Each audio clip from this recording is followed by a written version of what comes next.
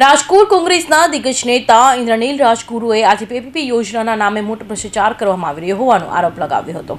ત્યારે સ્વામિનારાયણ સંપ્રદાયના સ્વામીઓએ બેફામ નિવેદનને લઈ પોતાની પ્રતિક્રિયા આપી છે। સ્વામિનારાયણ વિવાદના મામલે ઇન્દ્રનીલ રાજગુરુએ જણાવ્યું કે નીલકંઠ ચરિત્ર નામનું એક પુસ્તક બીએપીએસ સ્વામિનારાયણ સંપ્રદાય દ્વારા લખવામાં આવ્યું છે। આ પુસ્તકમાં ભગવાન શિવ અને માતા પાર્વતીએ માનવ રૂપ લઈ નીલકંઠ વર્ણિની સેવા કરી તેવું લખ્યું છે, જે ખરેખર વખોડા લાયક છે। સ્વામિનારાયણ સંપ્રદાયને પોતાનું અસ્તિત્વ જાળવવા પુસ્તકોમાં હીન કક્ષાએ લખવું પડી રહ્યું છે। સ્વામિનારાયણ સંપ્રદાયના નાણાં અને જમીન કૌભાંડ કરવામાં રસ હોય છે। ભાજપને મત આપવા માટેની અપીલ સ્વામિનારાયણ સંપ્રદાય કરે છે। આવું કરીને સ્વામિનારાયણ સંપ્રદાય સાધુ સંતોના સનાતન ધર્મને લજવી રહ્યા છે। એમના મન એવા જ હોય તો આવા સહારા શું કામ લેવા પડે છે? ક્યાંક હનુમાનજીનો સહારો લેવો પડે, હવે આ મહાદેવનો લેવામાં આવી રહ્યા છે। સ્વામિનારાયણ સંસ્થાઓ અને અનેક ધાર્મિક સંસ્થાઓ એને મન ફાવે એમ વર્તે છે અને સરકારની, ભાજપની મીઠી નજર તળે સનાતન ધર્મનું અપમાન કરતા રહે છે અને સરકાર અને આવા જેને ફક્ત નાણાંમાં રસ હોય છે, જમીનોમાં ગેરકાયદેસર એના બાંધકામો થવા દેવામાં, આવા બિનકાયદેસર જે સંપ્રદાયોને કામ કરવું હોય, જે સાધુ સંતોને કામ કરવું હોય એને આ સરકાર છૂટ આપે છે। ત્યારે ધર્મનું કામ જ્યારે ભગવો પહેરે ત્યારે એક વિશ્વસનીયતાનું એક પ્રતીક હોય છે, એની બદલે આજના આ સંપ્રદાયો, અમુક સાધુ સંતો ભગવાને પણ લજવી રહ્યા છે અને ગેરસમજો ઊભા કરી અને પોતાની વાત રજૂ કરવા જઈ રહ્યા છે। એ ખરેખર ખૂબ જ દુઃખ।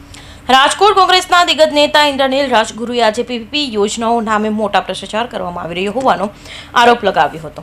આ તકે કાલાવાડ રોડ પર મનપાની જગ્યા પીપીપી ધોરણે કામ કરતા જેપી કન્સ્ટ્રક્શનમાં પૂર્વ સીએમ વિજય રૂપાણી સહિતના ભાગીદાર હોવાનું અને આવાસ બનવાના નામે ભ્રષ્ટાચાર કરાયો હોવાનો આરોપ લગાવ્યો હતો। તેમજ આ મામલે મનપા કમિશનર અને જિલ્લા કલેક્ટરને તાત્કાલિક પગલાં લેવા અપીલ કરી હતી। જો આમ કરવામાં નહીં આવે તો આવતા સપ્તાહ કોંગ્રેસ દ્વારા બધા પુરાવાઓ સાથે હલ્લાબોલ કરવાની ચીમકી પણ ઉચ્ચારી હતી। પીપીપી યોજનાઓ જેમાં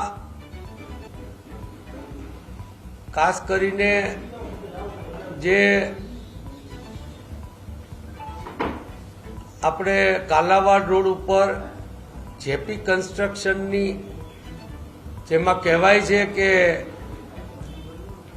વિજયભાઈ ને આની કંપની આખી ભાગીદાર હતા। એ પીપીપી યોજનામાં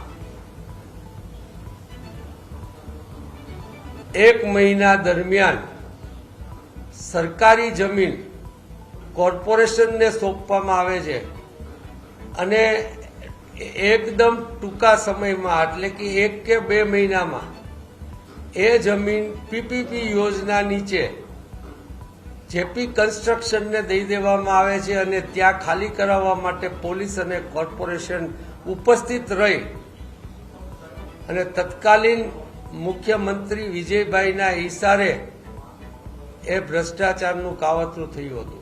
મનપાના અધિકારીઓ પદાધિકારીઓના ઇશારે કામ કરે છે અને ભાજપની ચમચાગીરી કરે છે, જે બંધ કરી અને કાયદાની મર્યાદામાં રહીને જ કંઈક કરવાનું થાય તે કરે, અન્યથા હલ્લાબોલ માટે તૈયાર રહે। પીપીપી યોજના જે કાલાવાડ રોડ પર જેપી કન્સ્ટ્રક્શનના વિજયભાઈ અને તેની કંપની ભાગીદાર હતા। પીપીપી યોજનામાં સરકારી જમીન કોર્પોરેશન સોંપવામાં આવે છે। જેપી કન્સ્ટ્રક્શન તત્કાલીન મુખ્યમંત્રી વિજય રૂપાણીના માર્ગદર્શન હેઠળ ભ્રષ્ટાચારનું કાવતરું કઢાયું હતું। આ યોજના રિવ્યૂ કરીને લોકો સમક્ષ મૂકશું। કૌશિક પટેલનો report, Hind TV news, Surat.